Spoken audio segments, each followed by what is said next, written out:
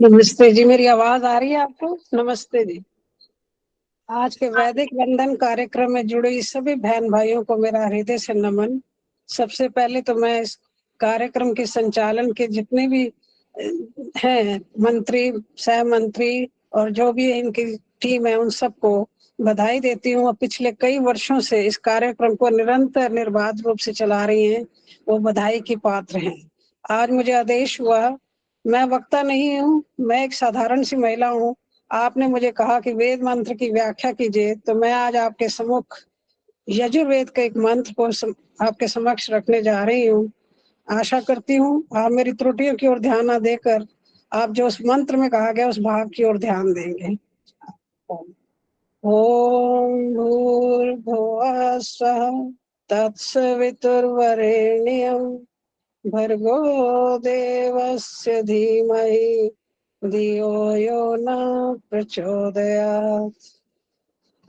ओम धृते द्रियमाज्योक्ते संदृशि जीव्यासं ज्योक्ते संदृशि जीव्यासं। ये यजुर्वेद के 36वें अध्याय का 19वां मंत्र है। इसका ऋषि है दध्यक तरुण, देवता ईश्वर हैं। छंद इसका पादोपनिषद और गायत्री है। इसमें विनय की गई है, हे जगदीश्वर, मैं चाहता हूँ कि अब मैं तेरी अध्यक्षता में ही हो जाऊं, तुम्हारी देख रेख में, तुम्हारी आंखों के नीचे ही अपना जीवन व्यतीत करो। मुझे ये सदा स्मरण बना रहे कि तुम मुझे देख रहे हो। मेरा एक एक कार्य, मेरी एक एक चेष्टा, एक एक हरकत तुम्हें साक्षी रखकर की गई हो। इस तरह तुम्हारे सम्यक दर्शन में तुम्हें देखता हुआ मैं चिरकाल तक जीऊं। सत्य तो ये है कि जब मैं तुम्हारी ठीक ठाक अध्यक्षता में अपना जीवन व्यतीत करूंगा, तो मेरा जीवन ऐसा स्वाभाविकता चलेगा कि वह स्वयं में दीर्घजीवी हो जाएगा। अतः मैं तो इतना ही चाहता हूँ कि कभी तुम्हारे संदर्शन से जुदा ना हो जाऊं, परंतु तुम्हारे संदर्शन में जीना आसान काम नहीं है। मैं ये जानता हूँ कि तुम ही मेरे जीवन हो, मेरी शक्ति हो, मेरी आत्मा हो। तो भी मैं निर्बलतावश तुम्हें सदा भूला रहता हूँ। संसारिक वायु के झोंकों के थपेड़े से मेरी सुध बुध ऐसी भूली रहती है कि मुझ में तुम्हारी स्मृति जागृत नहीं रह सकती। इसीलिए जगदीश्वर, मेरी तो तुमसे ये प्रार्थना है कि तुम मुझे पहले दृढ़ बना दो, मजबूत बना दो, चट्टान बना दो। हे धृते, हे सर्वशक्ति स्वरूप, तुम मुझे ऐसा दृढ़ बना दो कि संसार की घटनाएं मुझे चलायमान न कर सके। मैं सदा तुम्हें देखता रहने का यत्न करता हूँ, तुम्हें देखते रहते हुए ही सब कर्म करने का यत्न करता हूँ, परंतु ये बहुत थोड़ी देर चलता है। कोई भी संसारी खुशी या कोई दुख, कोई चिंता आने पर मेरा सात्विक ध्यान जाता रहता है। कोई भी नई सी बात होने पर मेरा ध्यान उधर खिंच जाता है और मैं उस तेरे संदर्शन की सुखमय अवस्था से गिर जाता हूँ। इसलिए हे धृते, मैं दृढ़ता का भिखारी हूँ। मैं जानता हूँ कि जब मैं दृढ़ हो जाऊंगा, तथा उस दृढ़ता द्वारा सुख में, दुख में, संपत में, विपद में सदा तुम्हारा ये संदर्शन करते रहने का अभ्यासी हो जाऊंगा, तो धीरे धीरे तुम्हारा सम्यक दर्शन मुझ में ऐसे समा जाएगा कि फिर मैं आपसे जुदा ना हो सकूंगा। तब मुझे तुम्हारा ध्यान करने की भी जरूरत ना रहेगी। जैसे कि हम दिन भर सूर्य प्रकाश द्वारा ही सब काम करते हैं, पर हमें ये बात याद रखने की आवश्यकता नहीं होती कि हम सूर्य प्रकाश में हैं, वैसे ही तब मैं बिना यत्न किए तुम्हारे संदर्शन के प्रकाश में 24 घंटे रहने सहने और जीवन व्यतीत करने वाला हो जाऊंगा। हतः धृते, मुझे ऐसा दृढ़ बना दो कि मैं कभी तुम्हारे संदर्शन से ना हट सकूं। ये मैंने आपके समक्ष मंत्र रखा, इसमें विनय की गई है। अब मैं आपके सामने शब्दों के अथाह सागर से भावनाओं रूपी धागों में अपने कुछ विचार इस मंत्र के लिए प्रस्तुत करने जा रही हूँ। जैसा कि आप सबको विदित है, यजुर्वेद कर्म कांड का वेद है और वो हमें जीवन में किस प्रकार जीवन व्यतीत करना है, ब्रह्मचर्य से लेकर संन्यास आश्रम तक के लिए हमारे लिए वहां पे वेद मंत्रों द्वारा रास्ते सुझाए गए हैं। बशर्ते हम वेद मंत्र तो रोज पढ़ते हैं, लेकिन हम कितना पढ़ते हैं? एक खाना पूरी करने के लिए हमने वेद मंत्र पढ़ा, उसका अर्थ पढ़ लिया, तो शायद उसको हम अगर थोड़ा सा ध्यान से पढ़ें तो ऐसे लगेगा कि वो मंत्र हमें कुछ संदेश दे रहा है।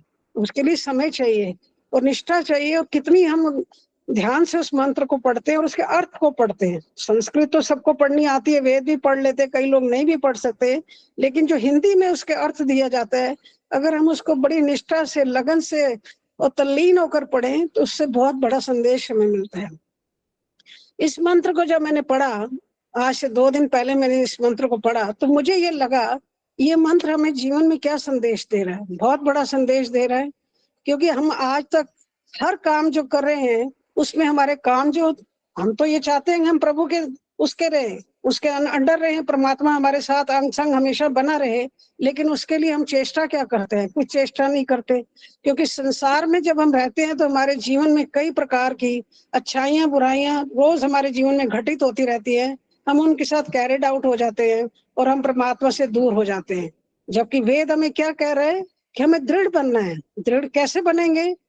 आप जब हम भक्ति भावना से जाते भी हैं तो उसमें भी दृढ़ता चाहिए। ये नहीं कि आज हमने प्रभु का नाम ले लिया, कल कोई और कहीं जाना पड़ गया या घर में कोई और काम आ गया तो हम अपने नियम से उल्लंघन, उस नियम का उल्लंघन कर लें और प्रभु की भक्ति से दूर हो जाए। दृढ़ बनना पड़ेगा, निश्चयात्मक बुद्धि रखनी पड़ेगी, तभी हम परमात्मा के संदर्शन में सदैव रहेंगे। चाहते हम सभी हैं कि ईश्वर जो है अपना हाथ हमारे ऊपर बनाए रखे। हम प्रार्थना भी करते हैं, हे प्रभु हम आपके चरणों में हैं, आप हमें अपना संदर्शन में रखिए, हमारे सब कार्य आप संवारे। लेकिन हम परमात्मा के साथ बैठने का कितना प्रयत्न करते हैं? बहुत कम लोग हैं जो कि अपने नियम से परमात्मा के संदर्शन में बैठते हैं और उसमें कोई भी बाधा नहीं आती और विचलित नहीं होते कभी भी। उनके जीवन में अच्छाई हो बुराई हो, कोई भी ऐसा भी स्थिति क्यों ना है, लेकिन वो अपना जो नियम है उसको नहीं तोड़ते हैं, सदैव उस नियम को करते रहते हैं। तो परमात्मा भी उनके संदर्शन में सदैव बना रहता है।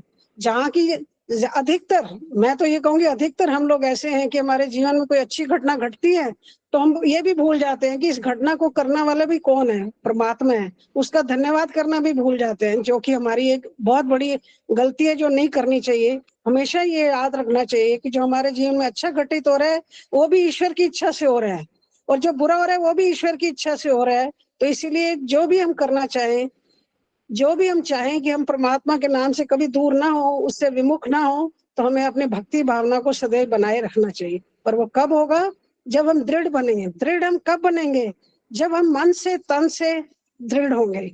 अब अपने आप को, अगर हम भक्ति भावना में बैठना भी चाहते हैं, अपना नियम बनाना भी चाहते हैं, लेकिन अगर हमारा शरीर ही ठीक नहीं है, हम उस कार्य को करने में इतने वो नहीं सक्षम नहीं है, हम थोड़ी देर भी नहीं बैठ सकते, तो उसके लिए सबसे पहले हमें अच्छा भोजन करके अपने इम्यूनिटी लेवल को बढ़ाकर, अपने शरीर को तंदुरुस्त बनाकर योग द्वारा, साधना द्वारा गठित करना पड़ेगा। तभी हम ईश्वर की भक्ति भी कर पाएंगे, अन्यथा वो भी करने में सक्षम नहीं हो पाएंगे। दूसरी तरफ जब हमारा शरीर अच्छा होगा, हमारा मन अच्छा होगा, हमें अपने अंदर, आत्मा के अंदर अग्नि जलानी होगी। किसकी अग्नि जलानी? अध्यात्म की अग्नि जलानी होगी। अगर हमारे अंदर आध्यात्मिकता की अग्नि या उस मार्ग पर चलने के लिए एक अग्नि जो प्रबल अग्नि होगी, जिसको हम सदैव के लिए अपने मन में स्थिर कर दें कि हमने इस मार्ग पे जाना है, उसके लिए हम योग, साधना, धारणा, ध्यान करेंगे, तभी हम ईश्वर के संदर्शन को प्राप्त कर देंगे। लेकिन होता इसके विपरीत है। जब भी हमारे जीवन में समस्थिति होती है तब भी हम भूल जाते हैं, जब विषम परिस्थिति होती है तब भी भूल जाते हैं। ये बिल्कुल वैसा ही है जैसा कि एक पेड़ जिसकी जड़ें मजबूत होती हैं, कितने भी झंकार आ जाए वो टूटता नहीं है। लेकिन जो छोटे मोटे पेड़ होते हैं जिनकी जड़ें इतनी नींव नहीं होती हैं, वो एक हवा के झोंके से टूट जाती हैं। एक मिट्टी का घड़ा ले लीजिए, अगर वो अग्नि में नहीं पकाया गया, कच्चा है, तो हाथ लगने से, थोड़ा सा भी ठोकर लगने से टूट जाता है। उसी प्रकार हम हैं, अगर हमारे अंदर दृढ़ता नहीं है, भक्ति भावना की अग्नि जो है वो जो जल रही है वो प्रज्वल नहीं है, हम उसको अग्नि को सदैव के लिए अपने हृदय में बसाकर अपने नियम से विरुद्ध नहीं जाते हैं, वेद मार्ग पर वैदिक सिद्धांतों के विपरीत जाते हैं, तो हम भी विचलित हो जाते हैं और ईश्वर के संदर्शन से विमुक्त हो जाते हैं। तो इसीलिए जो ईश्वर है वो तो सत्य प्रिय है, न्याय करने वाला है, धर्म के मार्ग पर चलने वाला है और विद्या का ज्ञान देने वाला है। तो उस प्रभु को उस सदैव हमें याद रखना चाहिए और अपने जीवन में अपनाने की कोशिश करनी चाहिए। अज्ञान, अविद्या और अन्याय, अधर्म के विरुद्ध जाना चाहिए और दीर्घजीवी बनने के लिए सदैव अपने आप को कोशिश करनी चाहिए कि हम दीर्घजीवी रहें और अपने शरीर को ठीक रखते हुए अध्यात्म की अग्नि में अपने आप को तपाकर पके हुए घड़े के समान बनाएं, जिससे कि हमें कोई भी ठोकर लगे तो हम अपने मार्ग से विचलित ना हो। इसलिए ईश्वर की निगरानी के लिए कर्म भी वैसे ही होने चाहिए, चाहे पारिवारिक, संसारिक और आध्यात्मिक, कोई भी किसी प्रकार की भी बाधा है तो उससे हम विचलित ना हो। तो इन शब्दों में मैं 2 शब्द ये साथ में जोड़कर अपनी वाणी को विराम करूंगी। कहते हैं पंजाबी में, हाथ कार में और मन जो है यार में। यार में मतलब अगर हम काम भी कर रहे हैं तो हमारा ध्यान जो होना चाहिए वो प्रभु की तरफ होना चाहिए। चलते फिरते उठते बैठते हम ईश्वर के साथ जुड़े रहें, अपने आप को कभी भी उससे विमुख ना करें। तो मुझे लगता है कि हम दीर्घजीवी बनते हुए, अध्यात्म की अग्नि में जलते हुए, तपते हुए अपने आप को ऊपर उठा सकते हैं। इन्हीं वाणी शब्दों के साथ मैं अपनी वाणी को विराम देती हूँ। धन्यवाद। बहुत सुंदर। नमस्ते जी, मेरी आवाज आ रही है आपको? नमस्ते जी। आज के वैदिक वंदन कार्यक्रम में जुड़े सभी बहन भाइयों को मेरा हृदय से नमन। सबसे पहले तो मैं इस कार्यक्रम के संचालन के जितने भी हैं मंत्री, सह मंत्री और जो भी इनकी टीम है, उन सबको बधाई देती हूँ। और पिछले कई वर्षों से इस कार्यक्रम को निरंतर निर्बाध रूप से चला रही हैं, वो बधाई की पात्र हैं। आज मुझे आदेश हुआ, मैं वक्ता नहीं हूँ, मैं एक साधारण सी महिला हूँ। आपने मुझे कहा कि वेद मंत्र की व्याख्या कीजिए, तो मैं आज आपके सम्मुख यजुर्वेद के एक मंत्र को आपके समक्ष रखने जा रही हूँ। आशा करती हूँ आप मेरी त्रुटियों की ओर ध्यान न देकर आप जो उस मंत्र में कहा गया उस भाव की ओर ध्यान देंगे। ओम भूर्भुवः स्वः तत्सवितुर्वरेण्यं भर्गो देवस्य धीमहि धियो यो न प्रचोदयात्। ओम धृते द्रियमाज्योक्ते सन्दृशी जीव्यासं ज्योक्ते सन्दृशी जीव्यासं। ये यजुर्वेद के 36वें अध्याय का 19वां मंत्र है। इसका ऋषि है दध्यक तरुण, देवता ईश्वर हैं, छंद इसका पादोपनिषद और गायत्री है। इसमें विनय की गई है, हे जगदीश्वर, मैं चाहता हूँ कि अब मैं तेरी अध्यक्षता में ही हो जाऊं, तुम्हारी देख रेख में, तुम्हारी आंखों के नीचे ही अपना जीवन व्यतीत करो। मुझे ये सदा स्मरण बना रहे कि तुम मुझे देख रहे हो। मेरा एक एक कार्य, मेरी एक एक चेष्टा, एक एक हरकत तुम्हें साक्षी रखकर की गई हो। इस तरह तुम्हारे सम्यक दर्शन में तुम्हें देखता हुआ मैं चिरकाल तक जीऊं। सत्य तो ये है कि जब मैं तुम्हारी ठीक ठाक अध्यक्षता में अपना जीवन व्यतीत करूंगा तो मेरा जीवन ऐसा स्वाभाविकता चलेगा कि वह स्वयं में दीर्घजीवी हो जाएगा। अतः मैं तो इतना ही चाहता हूँ कि कभी तुम्हारे संदर्शन से जुदा ना हो जाऊं, परंतु तुम्हारे संदर्शन में जीना आसान काम नहीं है। मैं ये जानता हूँ कि तुम ही मेरे जीवन हो, मेरी शक्ति हो, मेरी आत्मा हो, तो भी मैं निर्बलतावश तुम्हें सदा भूला रहता हूँ। संसारिक वायु के झोंकों के थपेड़े से मेरी सुध बुध ऐसी भूली रहती है कि मुझ में तुम्हारी स्मृति जागृत नहीं रह सकती। इसीलिए जगदीश्वर, मेरी तो तुमसे ये प्रार्थना है कि तुम मुझे पहले दृढ़ बना दो, मजबूत बना दो, चट्टान बना दो। हे धृते, हे सर्वशक्ति स्वरूप, तुम मुझे ऐसा दृढ़ बना दो कि संसार की घटनाएं मुझे चलायमान न कर सके। मैं सदा तुम्हें देखता रहने का यत्न करता हूँ, तुम्हें देखते रहते हुए ही सब कर्म करने का यत्न करता हूँ, परंतु ये बहुत थोड़ी देर चलता है। कोई भी संसारी खुशी या कोई दुख, कोई चिंता आने पर मेरा सात्विक ध्यान जाता रहता है। कोई भी नई सी बात होने पर मेरा ध्यान उधर खिंच जाता है और मैं उस तेरे संदर्शन की सुखमय अवस्था से गिर जाता हूँ। इसलिए हे धृते, मैं दृढ़ता का भिखारी हूँ। मैं जानता हूँ कि जब मैं दृढ़ हो जाऊंगा तथा उस दृढ़ता द्वारा सुख में, दुख में, संपत में, विपद में सदा तुम्हारा ये संदर्शन करते रहने का अभ्यासी हो जाऊंगा, तो धीरे धीरे तुम्हारा सम्यक दर्शन मुझ में ऐसे समा जाएगा कि फिर मैं आपसे जुदा ना हो सकूंगा। तब मुझे तुम्हारा ध्यान करने की भी जरूरत ना रहेगी। जैसे कि हम दिन भर सूर्य प्रकाश द्वारा ही सब काम करते हैं, पर हमें ये बात याद रखने की आवश्यकता नहीं होती कि हम सूर्य प्रकाश में हैं, वैसे ही तब मैं बिना यत्न किए तुम्हारे संदर्शन के प्रकाश में 24 घंटे रहने सहने और जीवन व्यतीत करने वाला हो जाऊंगा। हतः धृते, मुझे ऐसा दृढ़ बना दो कि मैं कभी तुम्हारे संदर्शन से ना हट सकूं। ये मैंने आपके समक्ष मंत्र रखा, इसमें विनय की गई है। अब मैं आपके सामने शब्दों के अथाह सागर से भावनाओं रूपी धागों में अपने कुछ विचार इस मंत्र के लिए प्रस्तुत करने जा रही हूँ। जैसा कि आप सबको विदित है, यजुर्वेद कर्म कांड का वेद है और वो हमें जीवन में किस प्रकार जीवन व्यतीत करना है, ब्रह्मचर्य से लेकर संन्यास आश्रम तक के लिए हमारे लिए वहां पे वेद मंत्रों द्वारा रास्ते सुझाए गए हैं। बशर्ते हम वेद मंत्र तो रोज पढ़ते हैं, लेकिन हम कितना पढ़ते हैं? एक खाना पूरी करने के लिए हमने वेद मंत्र पढ़ा, उसका अर्थ पढ़ लिया, तो शायद उसको हम अगर थोड़ा सा ध्यान से पढ़े तो ऐसे लगेगा कि वो मंत्र हमें कुछ संदेश दे रहा है। उसके लिए समय चाहिए और निष्ठा चाहिए, और कितनी हम ध्यान से उस मंत्र को पढ़ते हैं और उसके अर्थ को पढ़ते हैं। संस्कृत तो सबको पढ़नी आती है, वेद भी पढ़ लेते, कई लोग नहीं भी पढ़ सकते, लेकिन जो हिंदी में उसके अर्थ दिया जाता है, अगर हम उसको बड़ी निष्ठा से, लगन से और तल्लीन होकर पढ़ें तो उससे बहुत बड़ा संदेश हमें मिलता है। इस मंत्र को जब मैंने पढ़ा, आज से 2 दिन पहले मैंने इस मंत्र को पढ़ा, तो मुझे ये लगा ये मंत्र हमें जीवन में क्या संदेश दे रहा है। बहुत बड़ा संदेश दे रहा है, क्योंकि हम आज तक हर काम जो कर रहे हैं उसमें हमारे काम जो, हम तो ये चाहते हैं कि हम प्रभु के उसके रहे, उसके अंडर रहे, परमात्मा हमारे साथ अंग संग हमेशा बना रहे, लेकिन उसके लिए हम चेष्टा क्या करते हैं? कुछ चेष्टा नहीं करते, क्योंकि संसार में जब हम रहते हैं तो हमारे जीवन में कई प्रकार की अच्छाइयां बुराइयां रोज हमारे जीवन में घटित होती रहती है। हम उनके साथ कैरिड आउट हो जाते हैं और हम परमात्मा से दूर हो जाते हैं। जबकि वेद हमें क्या कह रहे हैं कि हमें दृढ़ बनना है। दृढ़ कैसे बनेंगे?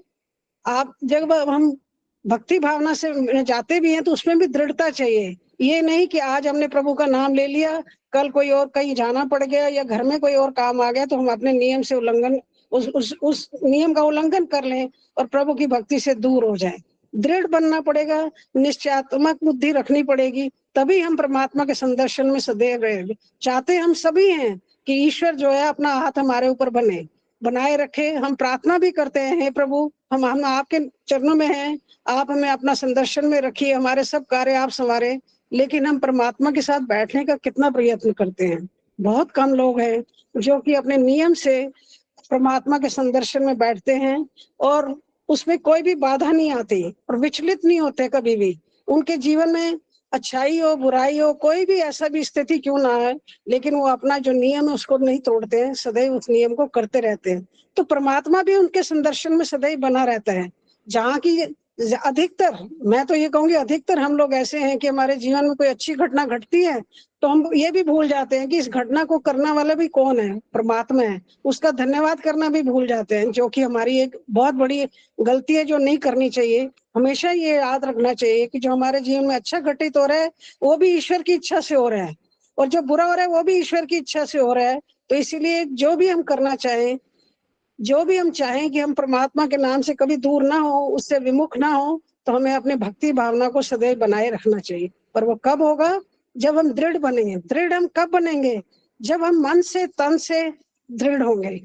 अब अपने आप को, अगर हम भक्ति भावना में बैठना भी चाहते हैं, अपना नियम बनाना भी चाहते हैं, लेकिन अगर हमारा शरीर ही ठीक नहीं है, हम उस कार्य को करने में इतने वो नहीं सक्षम नहीं है, हम थोड़ी देर भी नहीं बैठ सकते, तो उसके लिए सबसे पहले हमें अच्छा भोजन करके अपने इम्यूनिटी लेवल को बढ़ाकर अपने शरीर को तंदुरुस्त बनाकर योग द्वारा, साधना द्वारा गठित करना पड़ेगा।